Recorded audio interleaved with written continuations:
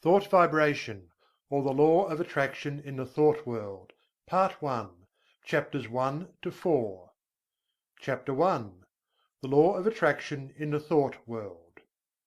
The universe is governed by law, one great law. Its manifestations are multiform, but viewed from the ultimate there is but one law. We are familiar with some of its manifestations, but are almost totally ignorant of certain others. Still, we are learning a little more every day; the veil is being gradually lifted. We speak learnedly of the law of gravitation, but ignore that equally wonderful manifestation, the law of attraction in the thought world. We are familiar with that wonderful manifestation of law which draws and holds together the atoms of which matter is composed. We recognize the power of the law that attracts bodies to the earth, that holds the circling worlds in their places, but we close our eyes to the mighty law that draws to us the things we desire or fear, that makes or mars our lives. When we come to see that thought is a force, a manifestation of energy, having a magnet-like power of attraction, we will begin to understand the why and wherefore of many things that have heretofore seemed dark to us. There is no study that will so well repay the student for his time and trouble as the study of the workings of this mighty law of the world of thought, the law of attraction. When we think, we send out vibrations of a fine ethereal substance, which are as real as the vibrations manifesting light, heat, electricity, magnetism. That these vibrations are not evident to our five senses is no proof that they do not exist.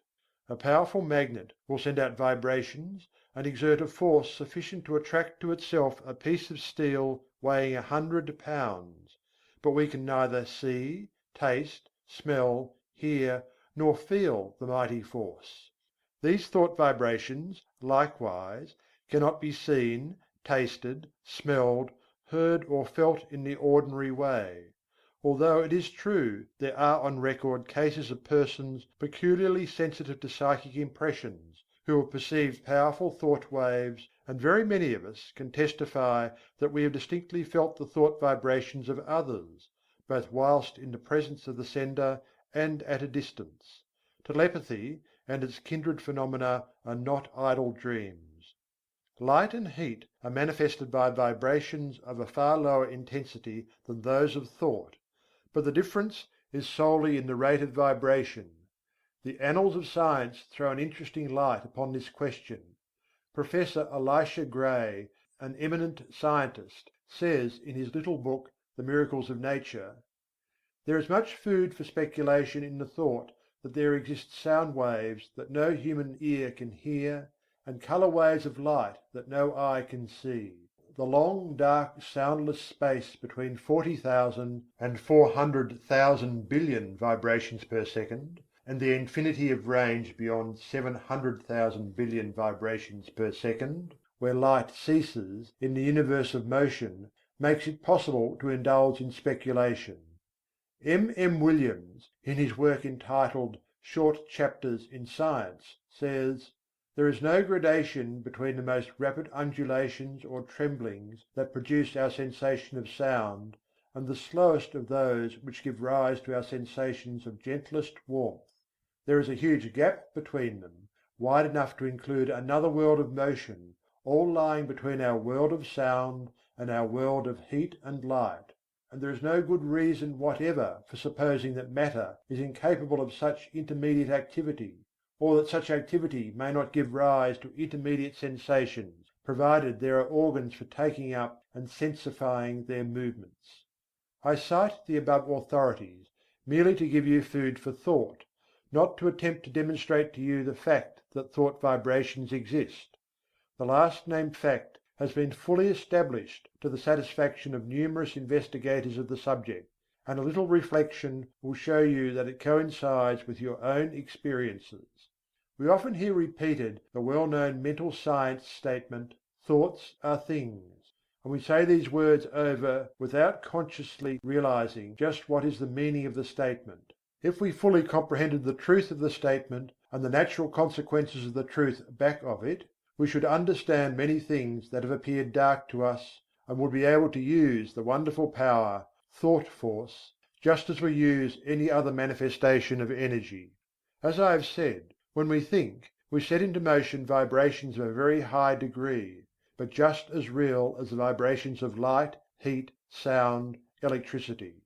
And when we understand the laws governing the production and transmission of these vibrations, we will be able to use them in our daily life, just as we do the better known forms of energy.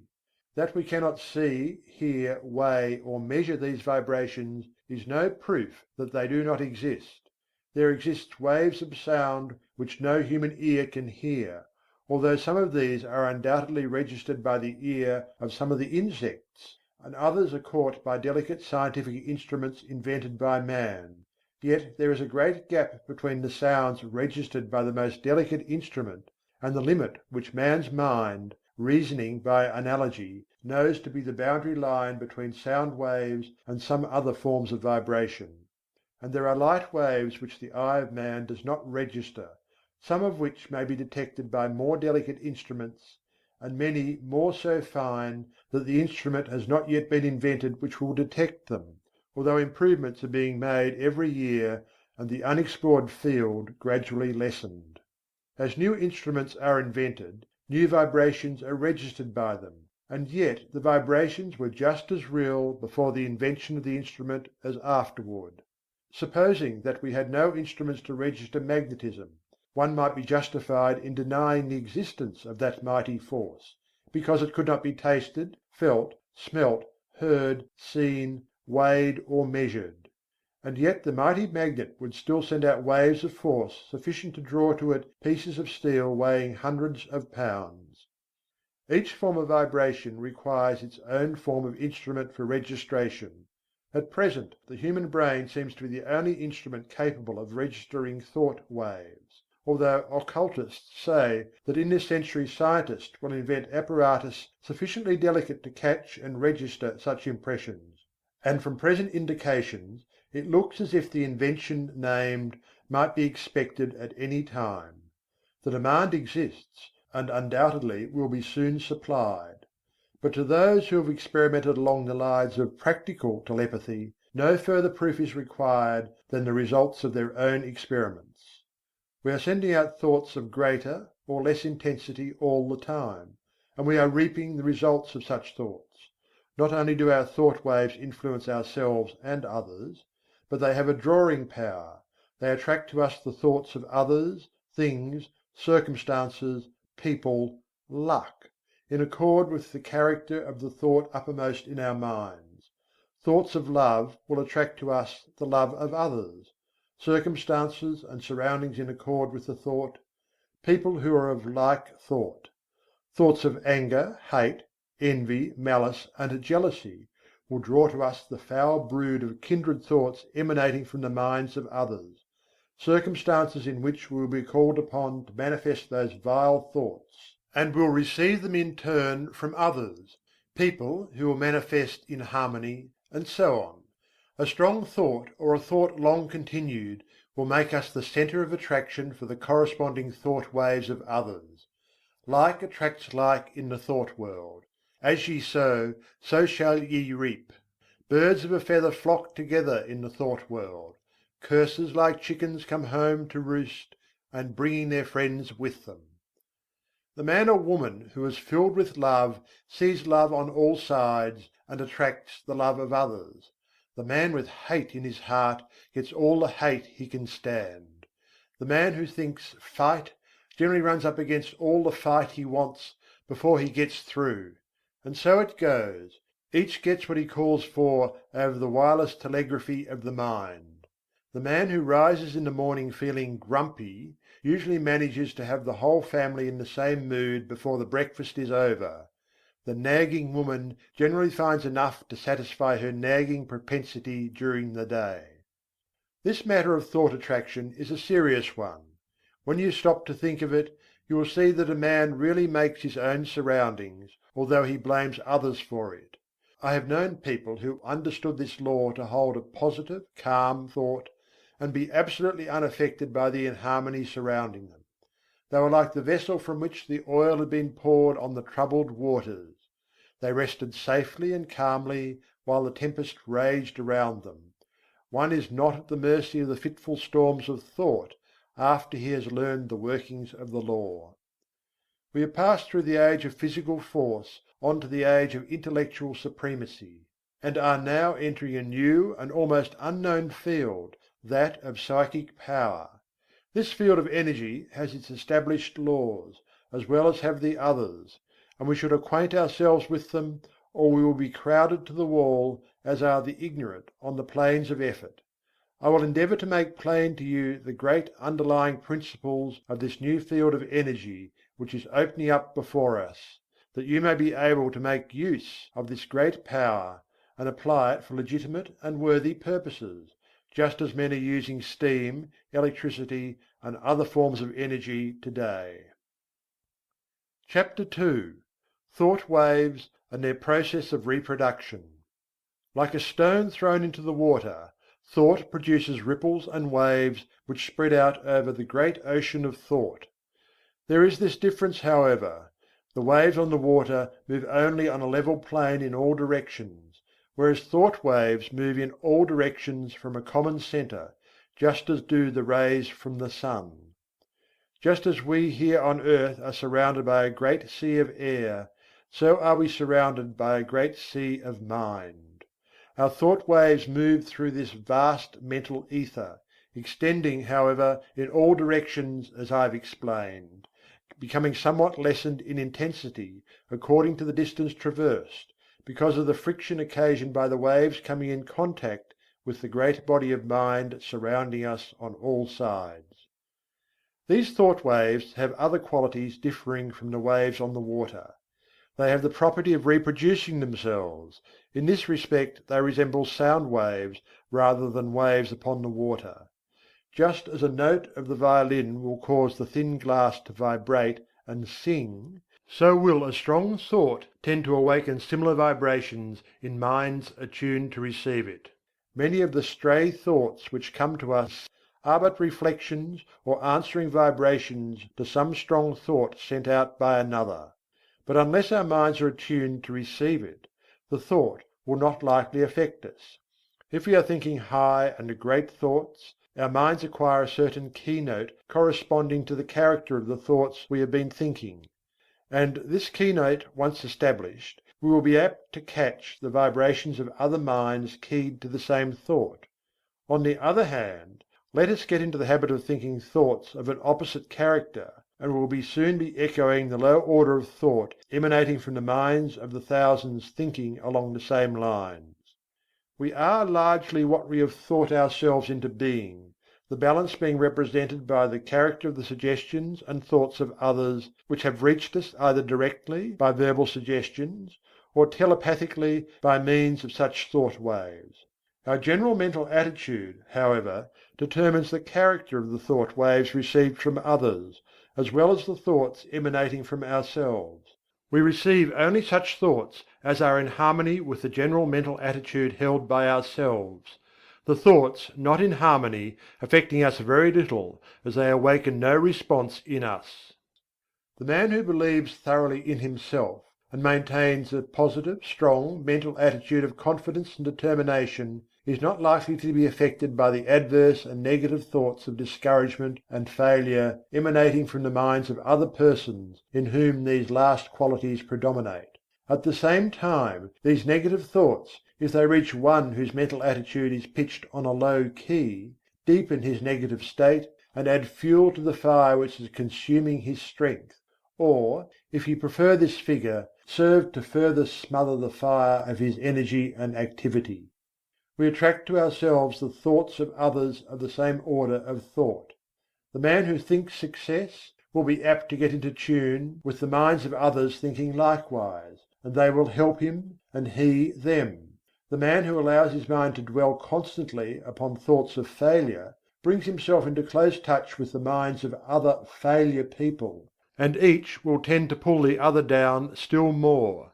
The man who thinks that all is evil is apt to see much evil, and will be brought into contact with others who will seem to prove his theory.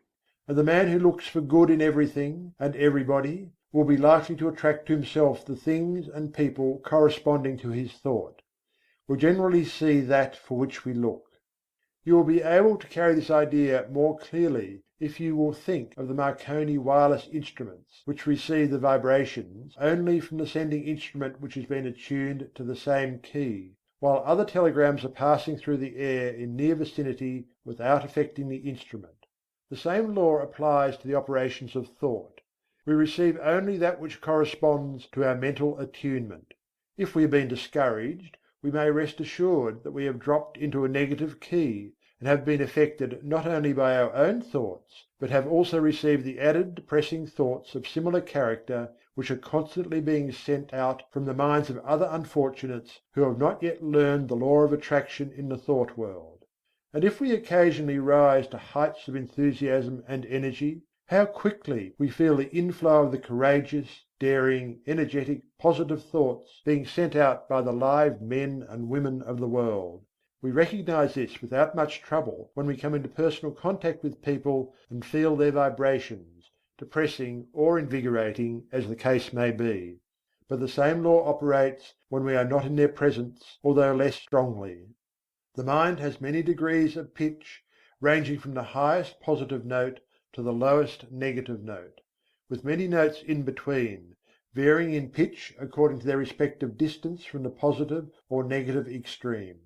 When your mind is operating along positive lines, you feel strong, buoyant, bright, cheerful, happy, confident and courageous, and are enabled to do your work well, to carry out your intentions, and progress on your roads to success. You send out strong positive thought, which affects others and causes them to cooperate with you or follow your lead, according to their own mental keynote. When you are playing on the extreme negative end of the mental keyboard, you feel depressed, weak, passive, dull, fearful, cowardly, and you find yourself unable to make progress or to succeed, and your effect upon others is practically nil. You are led by, rather than leading others, and are used as a human doormat or football by more positive persons. In some persons the positive element seems to predominate, and in others the negative quality seems to be more in evidence. There are, of course, widely varying degrees of positiveness and negativeness, and B may be negative to A, while positive to C. When two people first meet, there is generally a silent mental conflict, in which their respective minds test their quality of positiveness, and fix their relative position towards each other. This process may be unconscious in many cases, but it occurs nevertheless. The adjustment is often automatic, but occasionally the struggle is so sharp, the opponents being so well matched, that the matter forces itself into the consciousness of the two people. Sometimes both parties are so much alike in their degrees of positiveness that they fail to come to terms mentally. They never really are able to get along with each other, and they are either mutually repelled and separate, or else stay together amid constant broils and wrangling. We are positive or negative to everyone with whom we have relations. We may be positive to our children, our employees and dependents, but we are at the same time negative to others to whom we occupy inferior positions, or whom we have allowed to assert themselves over us. Of course, something may occur and we will suddenly become more positive than the man or woman to whom we have heretofore been negative. We frequently see cases of this kind, and as the knowledge of these mental laws becomes more general, we will see many more instances of persons asserting themselves and making use of their new-found power. But remember, you possess the power to raise the keynote of your mind to a positive pitch by an effort of the will. And, of course, it is equally true that you may allow yourself to drop into a low negative note by carelessness or a weak will. There are more people on the negative plane of thought than on the positive plane, and consequently there are more negative thought vibrations in operation in our mental atmosphere. But, happily for us, this is counterbalanced by the fact that a positive thought is infinitely more powerful than a negative one, and if by force of will we raise ourselves to a high mental key, we can shut out the depressing thoughts and may take up the vibrations corresponding with our changed mental attitude. This is one of the secrets of the affirmations and autosuggestions used by the several schools of mental science and other New Thought cults. There is no particular merit in affirmations of themselves, but they serve a twofold purpose. One, they tend to establish new mental attitudes within us and act wonderfully in the direction of character building, the science of making ourselves over. Two, they tend to raise the mental keynote so that we may get the benefit of the positive thought waves of others on the same plane of thought. Whether or not we believe in them, we are constantly making affirmations. The man who asserts that he can and will do a thing, and asserts it earnestly, develops in himself the qualities conducive to the well-doing of that thing, and at the same time places his mind in the proper key to receive all the thought waves likely to help him in the doing. If, on the other hand, one says and feels that he is going to fail, he will choke and smother the thoughts coming from his own subconscious mentality which are intended to help him, and at the same time will place himself in tune with the failure thought of the world. And there is plenty of the latter kind of thought around, I can tell you. Do not allow yourself to be affected by the adverse and negative thoughts of those around you. Rise to the upper chambers of your mental dwelling, and key yourself up to a strong pitch, away above the vibrations of the lower planes of thought. Then you will not only be immune to their negative vibrations, but will be in touch with the great body of strong positive thought coming from those of your own plane of development. My aim will be to direct and train you in the proper use of thought and will, so that you may have yourself well in hand, and may be able to strike the positive key at any moment you may feel it necessary. It is not necessary to strike the extreme note on all occasions. The better plan is to keep yourself in a comfortable key, without much strain, and to have the means at command whereby you can raise the pitch at once when occasion demands. By this knowledge you will not be at the mercy of the old automatic action of the mind, but may have it well under your own control. Development of the will is very much like the development of a muscle, a matter of practice and gradual improvement. At first it is apt to be tiresome, but at each trial one goes stronger until the new strength becomes real and permanent. Many of us have made ourselves positive under sudden calls or emergencies.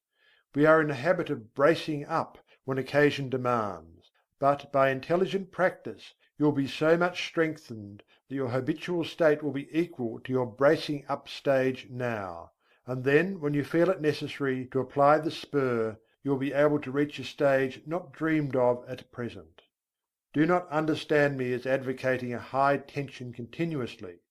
This is not at all desirable, not only because it is apt to be too much of a strain upon you, but also because you will find it desirable to relieve the tension at times and become receptive that you may absorb impressions. It is well to be able to relax and assume a certain degree of receptiveness, knowing that you are always able to spring back to the more positive state at will. The habitually strong positive man loses much enjoyment and recreation. Positive, you give out expressions; receptive, you take in impressions. Positive, you are a teacher; receptive, a pupil. It is not only a good thing to be a good teacher, but it is also very important to be a good listener at times. CHAPTER III. A talk about the mind. Man has but one mind, but he has many mental faculties, each faculty being capable of functioning along two different lines of mental effort.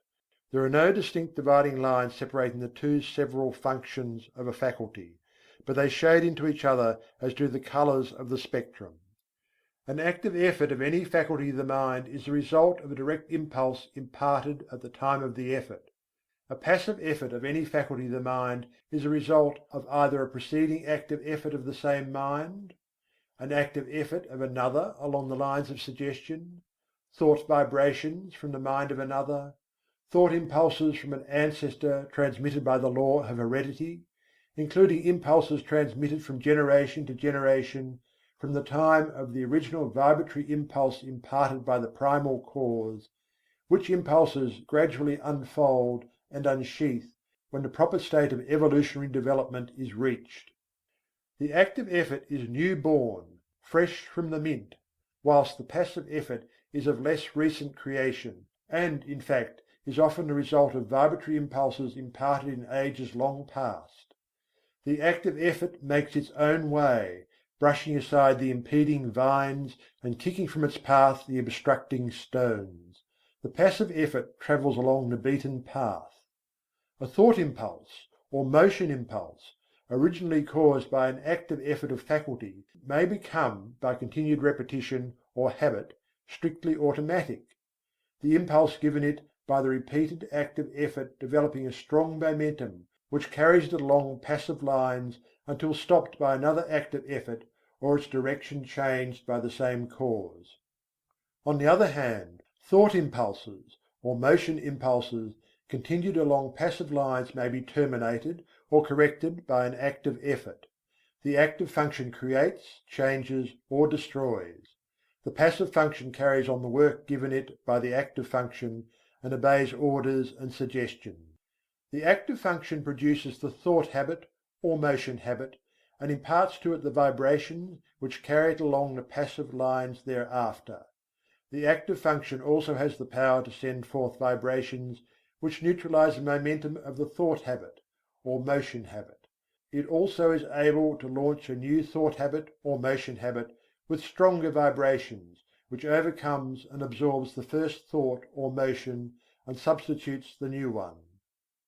All thought impulses or motion impulses, once started on their errands, continue to vibrate along passive lines until corrected or terminated by subsequent impulses imparted by the active function or other controlling power. The continuance of the original impulse adds momentum and force to it, and renders its correction or termination more difficult. This explains that which is called the force of habit. I think that this will be readily understood by those who have struggled to overcome a habit which has been easily acquired. The law applies to good habits as well as bad. The moral is obvious. Several of the faculties of the mind often combine to produce a single manifestation. A task to be performed may call for the combined exercise of several faculties, some of which may manifest by active effort, and others by passive effort. The meeting of new conditions, new problems, calls for the exercise of active effort, whilst a familiar problem or task can be easily handled by the passive effort without the assistance of his more enterprising brother. There is in nature an instinctive tendency of living organisms to perform certain actions, the tendency of an organized body to seek that which satisfies the wants of its organism. This tendency is sometimes called appetency. It is really a passive mental impulse, originating with the impetus imparted by the primal cause and transmitted along the lines of evolutionary development, gaining strength and power as it progresses. The impulse of the primal cause is assisted by the powerful upward attraction exerted by the Absolute. In plant life, this tendency is plainly discernible, ranging from the lesser exhibitions in the lower types to the greater in the higher types. It is that which is generally spoken of as the life force in plants. It is, however, a manifestation of rudimentary mentation, functioning along the lines of passive effort. In some of the higher forms of plant life there appears a faint colour of independent life action, a faint indication of choice or volition. Writers on plant life relate many remarkable instances of this phenomenon. It is undoubtedly an exhibition of rudimentary active mentation. In the lower animal kingdom a very high degree of passive mental effort is found, and varying in degree in the several families and species, a considerable amount of active mentation is apparent. The lower animal undoubtedly possesses reason only in a lesser degree than man, and, in fact, the display of volitional mentation exhibited by an intelligent animal is often nearly as high as that shown by the lower types of man or by a young child. As a child, before birth, shows in its body the stages of the physical evolution of man, so does a child, before and after birth, until maturity, manifest the stages of the mental evolution of man. Man, the highest type of life yet produced, at least upon this planet, shows the highest form of passive mentation, and also a much higher development of active mentation than is seen in the lower animals, and yet the degrees of that power vary widely among the different races of men.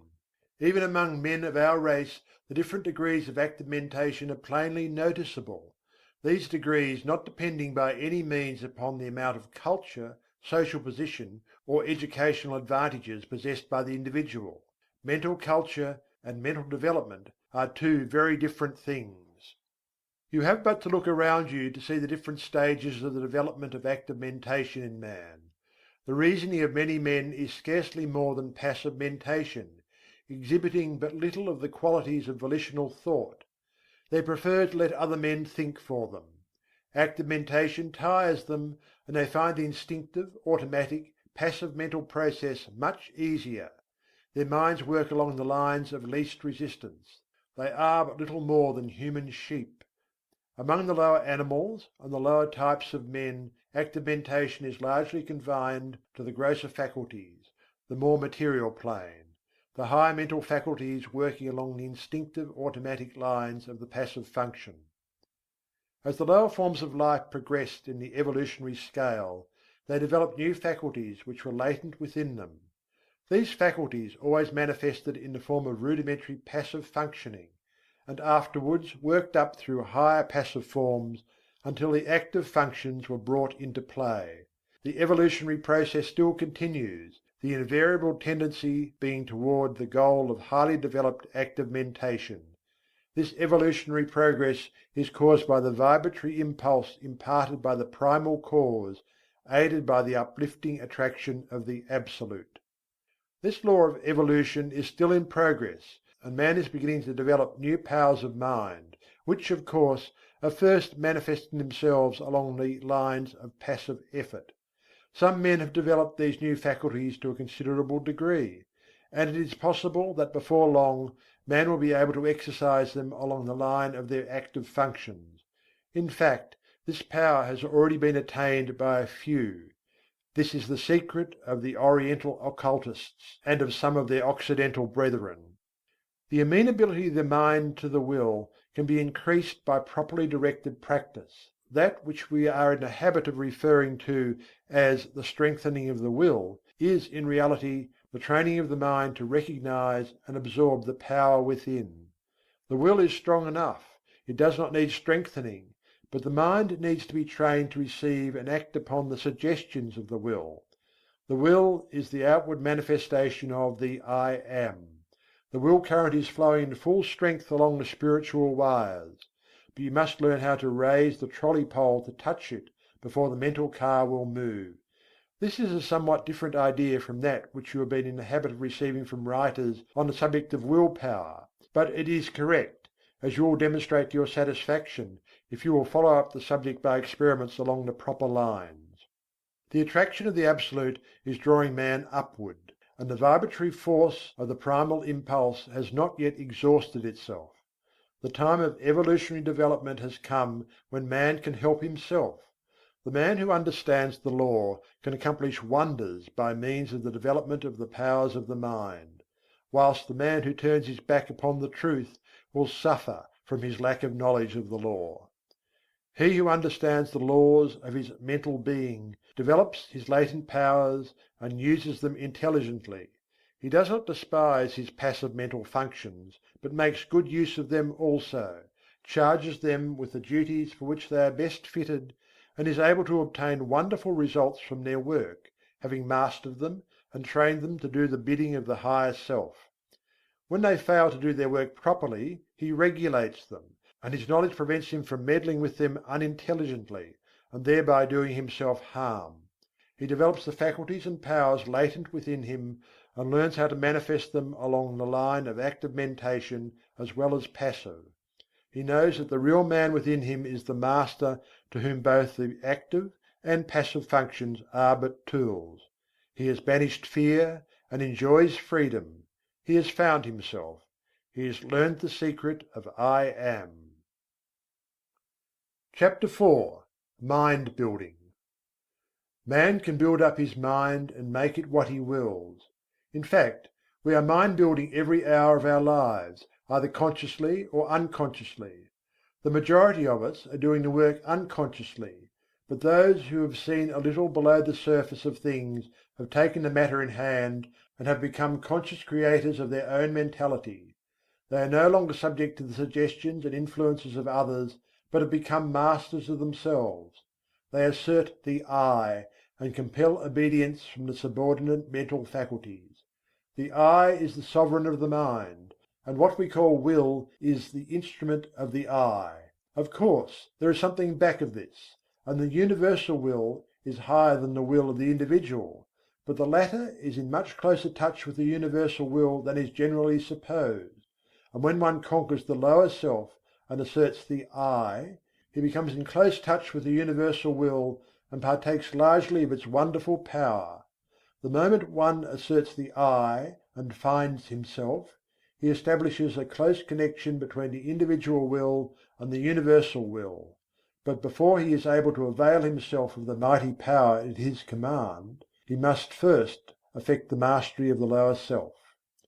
Think of the absurdity of man claiming to manifest powers, when he is the slave of the lower parts of his mental being, which should be subordinate. Think of a man being the slave of his moods, passions, animal appetites and lower faculties, and at the same time trying to claim the benefits of the will. Now I am not preaching asceticism, which seems to me to be a confession of weakness. I am speaking of self-mastery, the assertion of the "I" over the subordinate parts of oneself. In the high view of the subject, this "I" is the only real self, and the rest is the non-self. But our space does not permit the discussion of this point, and we will use the word "self" as meaning the entire man. Before a man can assert the "I" in its full strength, he must obtain the complete mastery of the subordinate parts of the self. All things are good when we learn to master them, but no thing is good when it masters us. Just so long as we allow the lower portions of the self to give us orders, we are slaves. It is only when the "I" mounts his throne and lifts the scepter that order is established and things assume their proper relation to each other. We are finding no fault with those who are swayed by their lower selves. They are in a lower grade of evolution and will work up in time. But we are calling the attention of those who are ready to the fact that the sovereign must assert his will and that the subjects must obey. Orders must be given and carried out. Rebellion must be put down, and the rightful authority insisted upon. And the time to do it is now. You have been allowing your rebellious subjects to keep the king from his throne. You have been allowing the mental kingdom to be misgoverned by irresponsible faculties. You have been the slaves of appetite, unworthy thoughts, passion and negativeness. The will has been set aside, and low desire has usurped the throne. It is time to re-establish order in the mental kingdom. You are able to assert the mastery over any emotion, appetite, passion, or class of thoughts by the assertion of the will. You can order fear to go to the rear, jealousy to leave your presence, hate to depart from your sight, anger to hide itself, worry to cease troubling you, uncontrolled appetite and passion to bow in submission and to become humble slaves instead of masters. All by the assertion of the "I." You may surround yourself with a glorious company of courage, love and self-control by the same means. You may put down the rebellion and secure peace and order in your mental kingdom if you will but utter the mandate and insist upon its execution. Before you march forth to empire, you must establish the proper internal condition, must show your ability to govern your own kingdom. The first battle is the conquest of the lesser self by the real self. Affirmation: I am asserting the mastery of my real self. Repeat these words earnestly and positively during the day at least once an hour, and particularly when you are confronted with conditions which tempt you to act on the lines of the lesser self instead of following the course dictated by the real self. In the moment of doubt and hesitation, say these words earnestly, and your way will be made clear to you. Repeat them several times after you retire and settle yourself to sleep. But be sure to back up the words with the thoughts inspiring them, and do not merely repeat them parrot-like. form the mental image of the real self asserting its mastery over the lower planes of your mind. See the king on his throne. You will become conscious of an influx of new thought, and things which have seemed hard for you will suddenly become much easier. You will feel that you have yourself well in hand, and that you are the master and not the slave. The thought you are holding will manifest itself in action, and you will steadily grow to become that which you have in mind. Exercise. Fix the mind firmly on the higher self, and draw inspiration from it when you feel led to yield to the promptings of the lower part of your nature. When you are tempted to burst into anger, assert the "I" and your voice will drop. Anger is unworthy of the developed self. When you feel vexed and cross, remember what you are and rise above your feeling. When you feel fearful, remember that the real self fears nothing, and assert courage. When you feel jealousy inciting, think of your higher nature and laugh. And so on, asserting the real self, and not allowing the things on the lower plane of mentality to disturb you. They are unworthy of you, and must be taught to keep their places. Do not allow these things to master you. They should be your subjects, not your masters. You must get away from this plane, and the only way to do so is to cut loose from these phases of thought which have been running things to suit themselves. You may have trouble at the start, but keep at it, and you will have that satisfaction which comes only from conquering the lower parts of our nature. You have been a slave long enough. Now is the time to free yourselves. If you will follow these exercises faithfully, you will be a different being by the end of the year, and will look back with a pitying smile to your former condition. But it takes work. This is not child's play, but a task for earnest men and women. Will you make the effort? End of Thought Vibration, or The Law of Attraction in the Thought World, Part 1, Chapters 1 to 4. Read by Algie Pug.